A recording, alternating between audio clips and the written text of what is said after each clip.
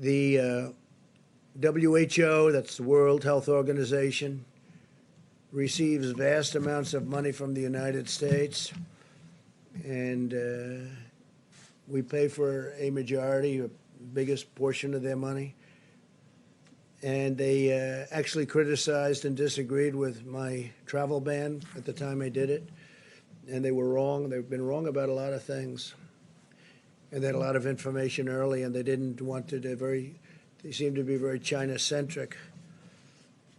And we have to look into that. So we're going to look into it. We give a majority of the money that they get.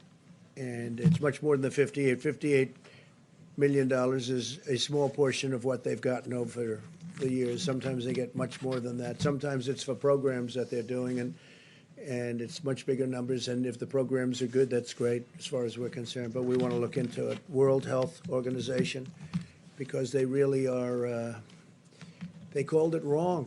They called it wrong. They missed the call. They could have called it months earlier. They would have known.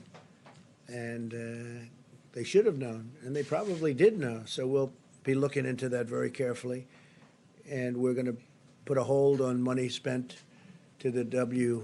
We're going to put a very powerful hold on it, and we're going to see.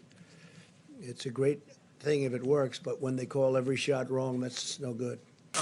You talked a lot about the WHO, and I was wondering, Dr. Fauci had discussed them earlier, so if I could ask you a question about... Well, he respects the WHO, and I think that's good, and he's worked with them for a long time.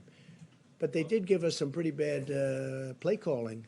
They've also, I think, given lots of countries in the world accurate coronavirus testing that's been central to your guys' data modeling. And so well, that I don't know. I can only say that with regard to us, they're taking a lot of heat because they didn't want the borders closed. They called it wrong.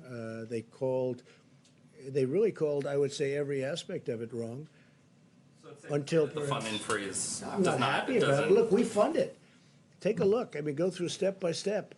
They said there's no big deal, there's no big problem, there's no nothing. And then ultimately, when I closed it down, they actually said that I made a mistake in closing it down, and it turned out to be right. But at the time, they did that.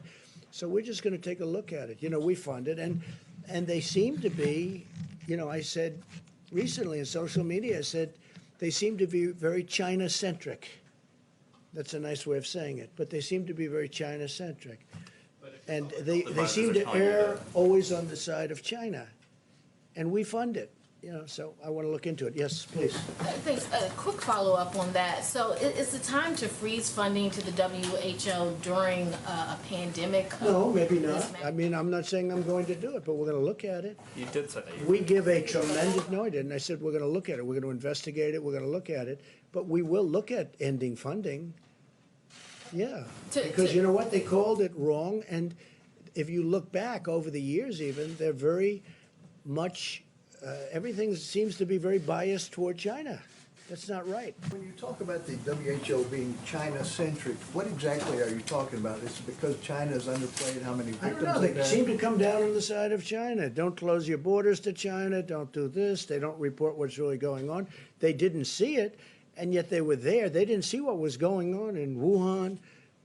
They didn't see it. How do you not see it? They didn't see it. They didn't report it. If they did see it, they must have seen it, but they didn't report it.